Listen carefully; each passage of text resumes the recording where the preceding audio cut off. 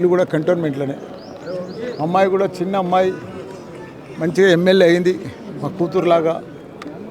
ఈరోజు చాలా బాధాకరం, ఎందుకంటే మా ఇంట్లో మా కూతురు ఇదైపోయినట్టుగా బాధ అనిపిస్తుంది.